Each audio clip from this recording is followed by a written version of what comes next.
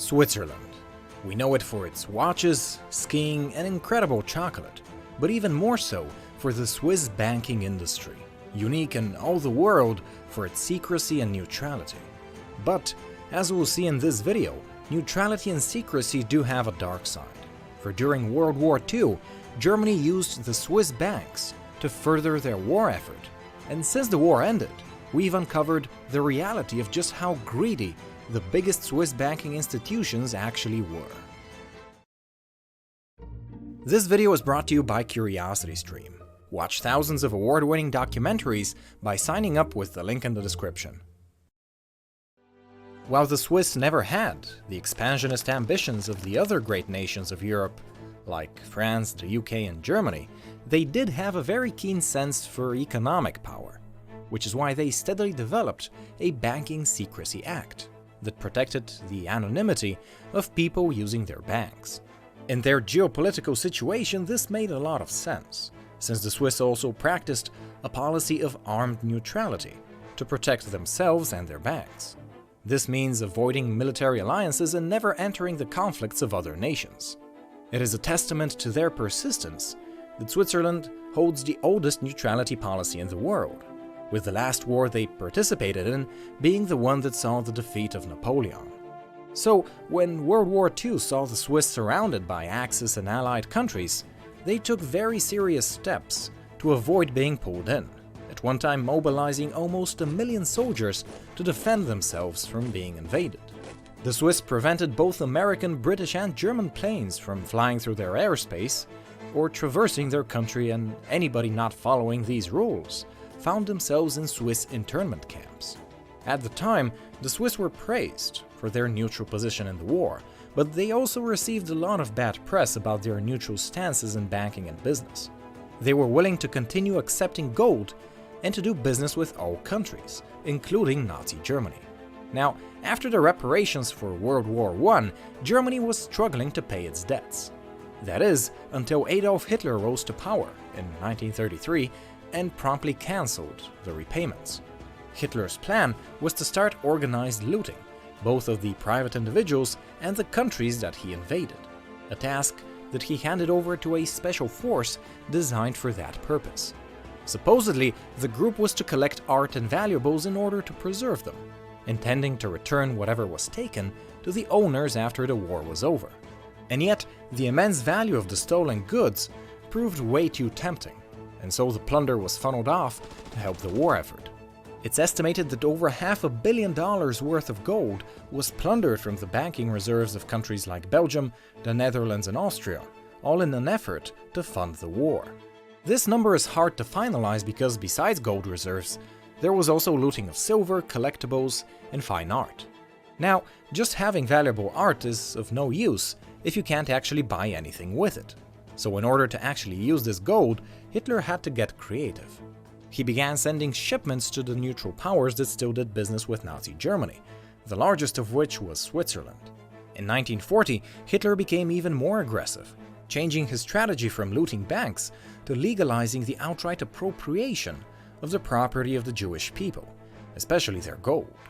Now, keep in mind that none of these actions were hidden. The world was pretty aware of the harsh treatment of the Jews. And yet, despite the blatant way Nazi Germany acted, Switzerland, in an effort to remain neutral, continued buying the looted Nazi gold.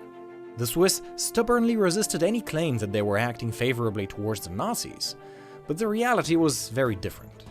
Swiss companies like Nestlé ignored the atrocities and continued operating as if everything was business as usual.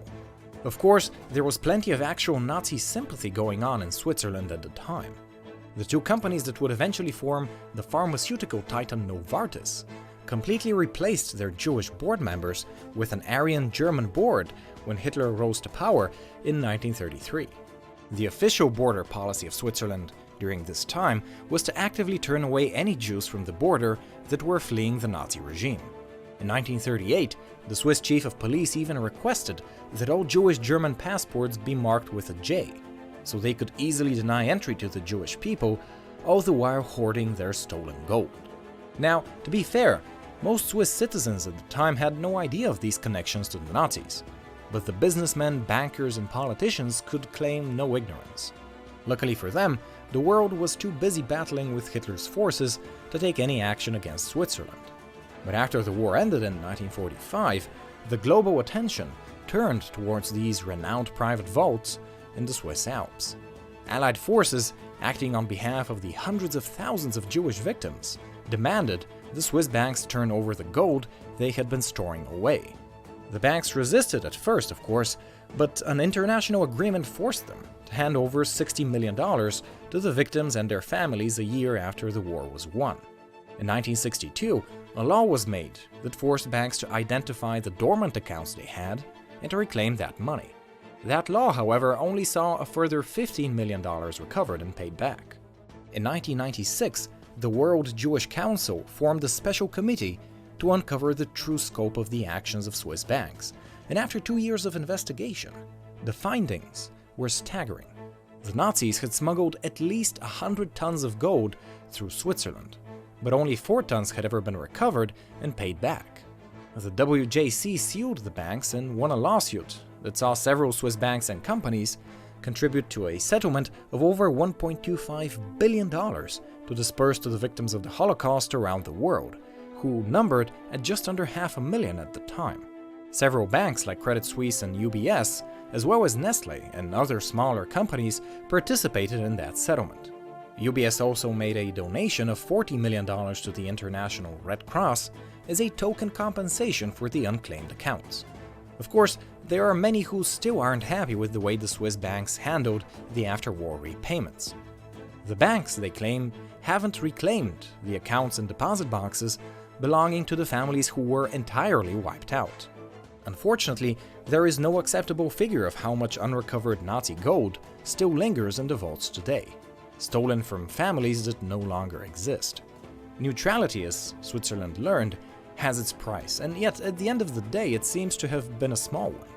To this day, Swiss banks safeguard over 25% of the world's cross-border assets, and currently hold $6.5 trillion in assets.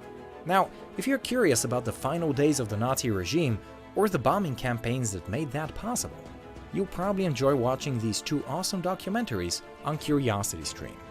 If you don't know, CuriosityStream is the largest online streaming platform for award-winning documentaries, and you can watch all of them for just $2.99 a month. CuriosityStream is a great way to broaden your horizons, and you can try it for free right now if you sign up for a 30-day free trial by following the link in the description and using the code BUSINESSCASUAL. In any case, I'd like to thank you for watching this video. I hope you enjoyed it, and if you did, make sure to subscribe to catch my new videos every other Friday. We're gonna hear each other again in 2 weeks, and until then, stay smart.